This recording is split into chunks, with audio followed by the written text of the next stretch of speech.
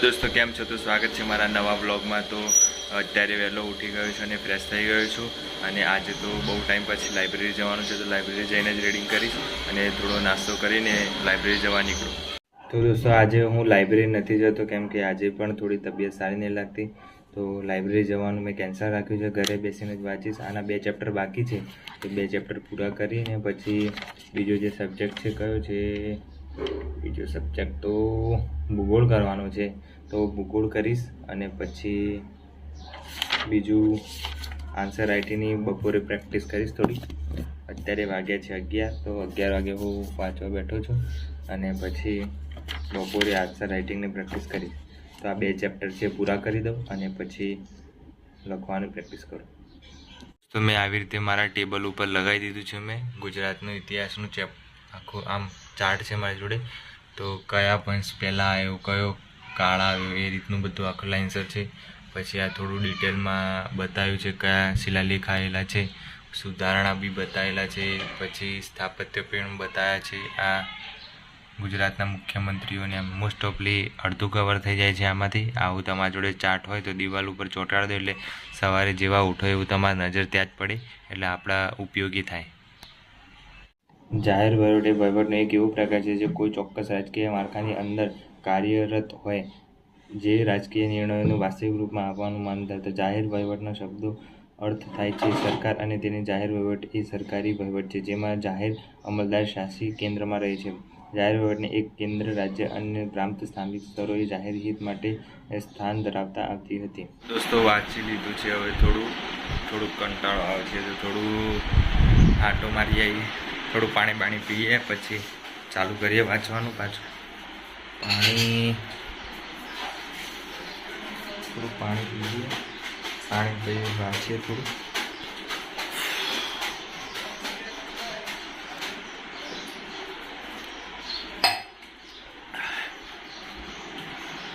जाहिर वहीवटनो सब्जेक्ट जे छे ए पूरो कर दीधो छे अने वाग्या छे त्यारे 1 वाग्यो छे। तो आजे लखवानुं छे थोड़ुं तो ए आंसर राइटिंगनी प्रेक्टिस करूँ। चलो त्यारे आंसर राइटिंगनी प्रेक्टिस चालू करीए।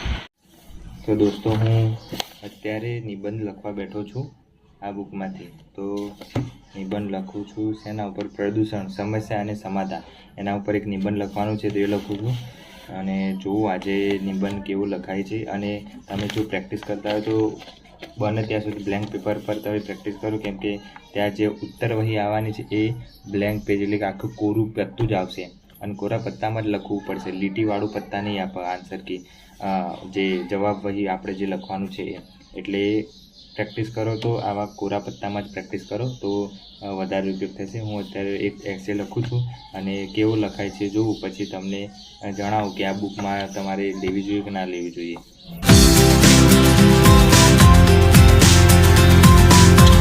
तो दोस्तों फाइनली मैं एसे लखी काढ्यो छे कंईक आवी रीते एक पत्तामां लख्यो छे एसे समस्या अने समाधान पर प्रदूषण तमे जोई शको छो।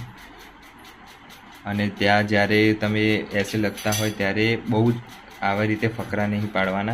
आज मापना जेटला आपणने योग्य लागे एटला ज फकरा पाडवाना। 2 લીટીના फकरा पाडशो तो मार्क्स नहीं मळे अने आटલું लेंथी लखવું પડશે। 1.5 પત્તાનો तो लखવું ज પડશે। 350 कई शब्दों लखवाना होय छे 1.5 પત્તાનો लखવું ज પડે छे। એટલે આમાં એટલું જ આપેલું છે। આ 1.5 પત્તાનો એસે છે એટલે આપણે 1.5 પત્તાનો લખવાનો અને છેલ્લે આવી રીતે કંઈક पॉइंट होय तो तमे लखी सको छो। इंग्लिश में लखो तो इंग्लिश में, गुजराती में लखो तो गुजराती में, गुजराती में लखेलुं छे तो गुजराती में पण लखी सको छो। एटले आवी रीते एसे लखवानुं छे। आजे मैं प्रेक्टिस करी एसेनी तो सारी छे आ बुक। तो दोस्तों एक निबंध लख्यो मैं अने आ निबंध आ बुक में एवुं पण छे के जे गद्य आपेलो एना उपरथी प्रश्नो पण लखवाना होय एना पण आपेला छे એટલે એ પણ ચાલી જાય એવી છે। જો તમારે લાવી હોય તો હું તો પ્રિફર કરું છું કે આનો ઉપયોગ કરાય કેમ કે માર્કેટમાં અત્યારે આ યુવાની જ બુક ચાલે છે। યુવાની બુક લવાય અને એક બીજી વેબ સંકુલની બી બુક છે તો તમારે વેબ સંકુલની લાવી તો વેબ સંકુલ, યુવાની લાવી યુવાની અને એક કાઝી સરની બુક બનાવેલી છે તો એ પણ લવાય। કાઝીમાં પણ આટલું જ છે। બીજું સેમ જ બધા કન્ટેન્ટ સેમ જ હોય છે દરેક બુકમાં। તમે ઇતિહાસ ઉઠાવીને જોઈ લો, બંધારણ જોઈ લો, બંધારણમાં બધું સેમ જ હોય છે। કોઈ બી તમે લાવો યુવાની લાવો કે પછી લિબર્ટીની લાવો કે વર્લ્ડ બોક્સની લાવો. ઇતિહાસ બધામાં સેમ જ હોય છે, બધામાં કન્ટેન્ટ અલગ અલગ નહીં હોતા, બધા સેમ જ હોય છે. એટલે કોઈ બી એક બુક લાવી દો, એના તમે વાંચ કરો, રિવિઝન કરો તો તમારે આરામથી પાસ થઈ જવાશે. 50 બુકો લાવી કરતાં એક બુક લાવી સારી. બધી વારંવાર બદલાઈ કરવી જરૂર નથી. અને આમાં અગાઉ જે પૂછાયેલા પ્રશ્નો હોય એના પણ બતાવે છે કે કયા પ્રશ્નો કઈ એક્ઝામમાં પૂછાયા હતા, એ બધું વિગતે સમજાવેલું છે. એટલે આ ખૂબ ઉપયોગી બુક છે. પેપર 2 માટે આ ખૂબ ઉપયોગી રહેશે મારા ખ્યાલથી. જો તમારે લાવવું હોય તો તમે પણ લઈ શકો છો. અને મેં આ એસે પણ લખ્યો છે આજે આવી રીતે, તો તમે પણ આવા બ્લેન્કમાં લખી શકો છો. તો દોસ્તો, હું ફ્રેશ થઈને આવી ગયો છું અને જમવાનું પણ જમી લીધું છે. હવે હું વાંચવા બેસું. રાતના વાગે છે 9, તો 9 થી 12 વાંચવાનું છે મારું, તો વાંચી લો. અને તબિયત હમણાંથી 2-3 દિવસથી બહુ બગડી છે, બહુ લૂઝ મોશન થઈ જાય છે. તો આજે થોડું સારું છે, ટેબ્લેટ લીધી છે એટલે. અને હવે હું વાંચવા બેસું. તો દોસ્તો, હું બેસી ગયો છું વાંચવા. અને આજે હું વાંચીશ કલ્ચર, ભારતનું કલ્ચર, જે સાંસ્કૃતિક વારસો છે, જેમાં મારે આજે કરવાના છે ચેપ્ટર. એ હું કહી દઉં આજે કયા ચેપ્ટર કરવાના છે મારે.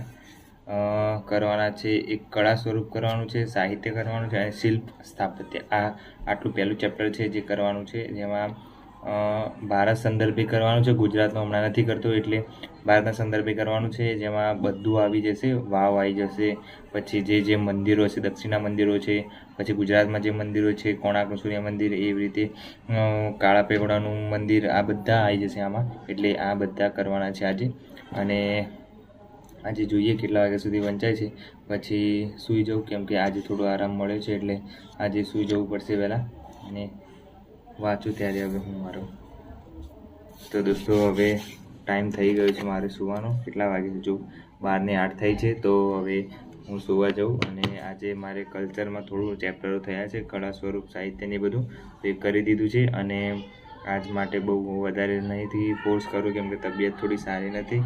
અને આજે થોડું ટેબ્લેટ લીધી છે એટલે સારી છે. અને કાલ સવારે વહેલા ઉઠી અને થોડું રિવિઝન કરી લઈશ આનું, એટલે એકવાર એટલે સરખું થઈ જશે, પાક્કું થઈ જશે. અને આમાં ચેપ્ટર બહુ વધારે કરવાના છે, જેટલા ટોપિક વાઇઝ છે પીએસઆઈના સિલેબસમાં એટલા જ કરવાના છે, કંઈ વધારે કરવાનું નથી. અને આજ માટે આટલું જ હતું. જો ચેનલ પર નવા હોય તો લાઇક કરો, શેર કરો, સબસ્ક્રાઈબ કરો. અને મળીએ નવા વ્લોગમાં. Thank you.